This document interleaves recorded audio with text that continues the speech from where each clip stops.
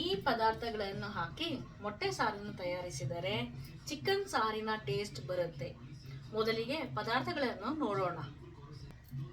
ಮೊದಲಿಗೆ ಕೊತ್ತಂಬರಿ, 2 ಗಡ್ಡೆಯಷ್ಟು ಈರುಳ್ಳಿ, ತೆಂಗಿನಕಾಯಿ, ಹುರ್ಗಡ್ಲೆ, ಚಕ್ಕೆ, ಲವಂಗ, ಯಾಲಕ್ಕಿ, ಕಸ್ತೂರಿ ಮೇಥಿ, ಮೆಣಸು ಹಾಗೂ ಜೀರಿಗೆ ಸ್ವಲ್ಪ, ಜಿಂಜರ್ ಗಾರ್ಲಿಕ್ ಇದನ್ನ ಹಾಗೂ ಇದು ಒಗ್ಗರಣೆಗೆ ಇದೆಲ್ಲ ಹಾಕಬೇಕು.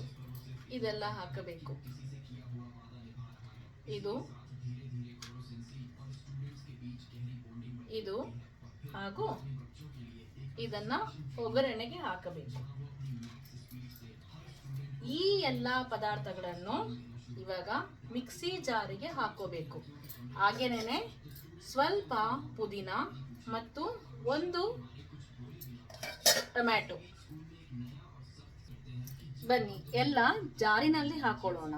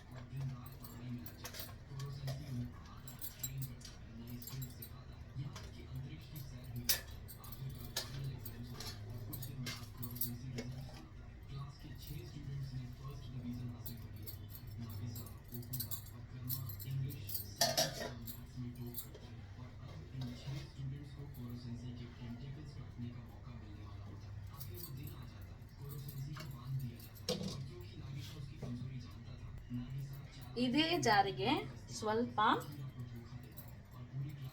ಮೆಣಸಿನಕಾಯಿ ಪೌಡರ್, ಹಾಗೆ ಸ್ವಲ್ಪ ಅರಿಶಿಣದ ಪುಡಿ,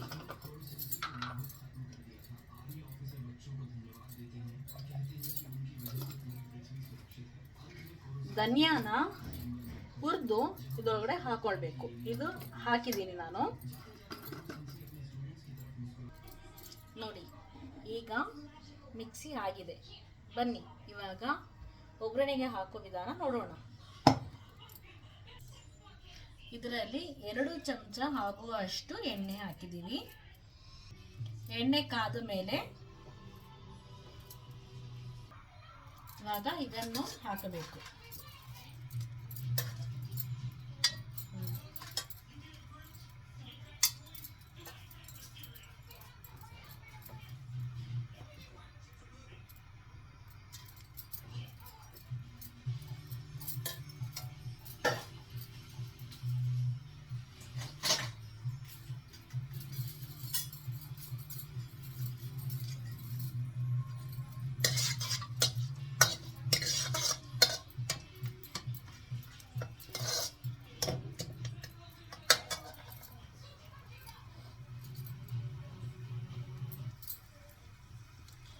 ಈಗ ನಾವು ಮಿಕ್ಸಿ ಜಾರಿಗೆ ಹಾಕಿರೋ ಮಸಾಲ ಇದರಲ್ಲಿ ಹಾಕ್ತೇವೆ.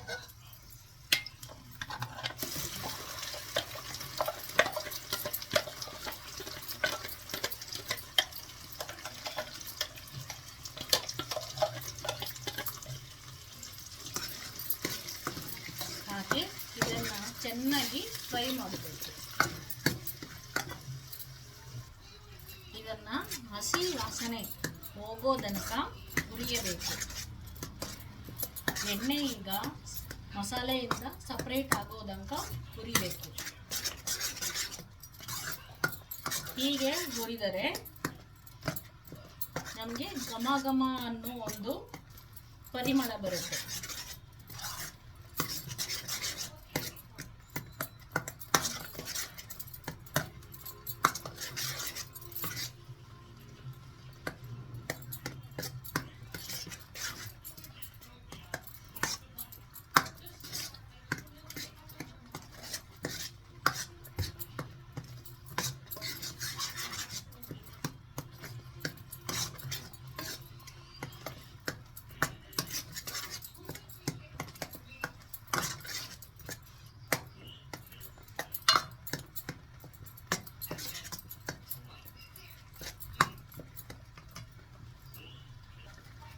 ನೋಡಿ ಈಗ ಎಣ್ಣೆ ಬಿಟ್ಟಿದೆ.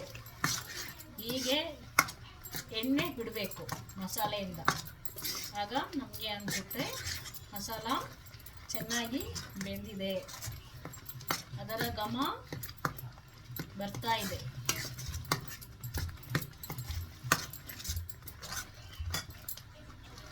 ಈಗ ಎಷ್ಟು ಬೇಕೋ ಅಷ್ಟು ನಾವು ನೀರು ಹಾಕಿಕೊಳ್ಳಬೇಕು.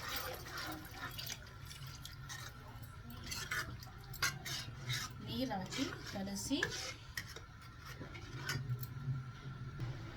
ರುಚಿಗೆ ತಕ್ಕಷ್ಟು ಸಾಲ್ಟ್ ಹಾಕಿಕೊಳ್ಳಿ.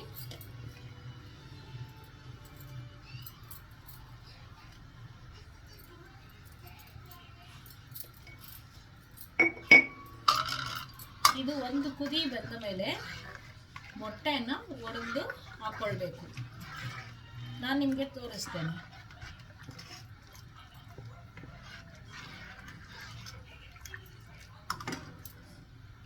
ನೋಡಿ ಈಗ ಒಂದು ಕುದಿ ಬಂದಿದೆ.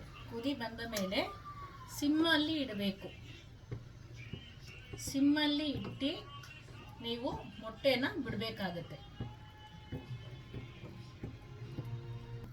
ಹೀಗೆ ಮೊಟ್ಟೆಯನ್ನು ಒಂದೊಂದಾಗಿ ಬಿಡಬೇಕು. ಸ್ಪೇಸ್ ಬಿಟ್ಟು ಬಿಡಬೇಕು.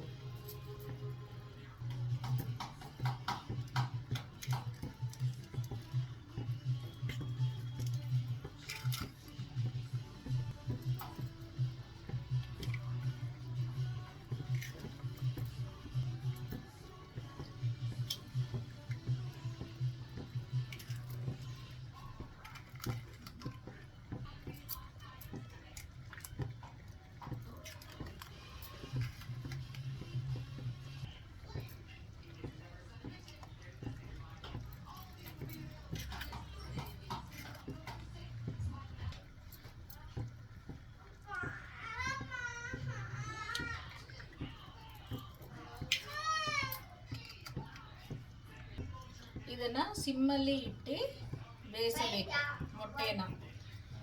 ಲಿಡ್ ಮುಚ್ಚೋಣ. ಲಿಡ್ ಮುಚ್ಚಿ ಒಂದು 5 ನಿಮಿಷ ಬಿಡೋಣ. ಬಿಟ್ಟು ಆಮೇಲೆ ತಿರುಗಿಸಿ ಕೊಡೋಣ. ನೋಡಿ, ಇದು ಒಂದು 10 ನಿಮಿಷದ ನಂತರ ನಾವು ಲಿಡ್ನ ಎತ್ತಿರೋದು. ಹೇಗೆ ಬಂದಿದೆ ನೋಡಿ. ಹೀಗೆ ನಿಮಗೆ ಮೊಟ್ಟೆ ಸಾರು ಬರುತ್ತೆ. ಇನ್ನು ಸ್ವಲ್ಪ ಹೊತ್ತು ಇಟ್ಟು ನಾವು ಬೇಯಿಸಿದರೆ ನಂತರ ಇದು ಬಿಸಿಯಾಗಿ ನಾವು ಸರ್ವ್ ಮಾಡಬಹುದು.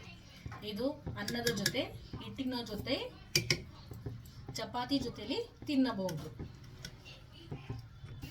ನೋಡಿ ಈಗ ತಯಾರಾಗಿದೆ ಮೊಟ್ಟೆಯ ಸಾರು ಚಿಕನ್ ಟೇಸ್ಟ್ ಇರಲಿ. ಸರ್ವ್ ಮಾಡಿ ಬಿಸಿ ಬಿಸಿಯಾಗಿ ಅನ್ನದ ಜೊತೆಗೆ ಮೊಟ್ಟೆಯ ಸಾರು.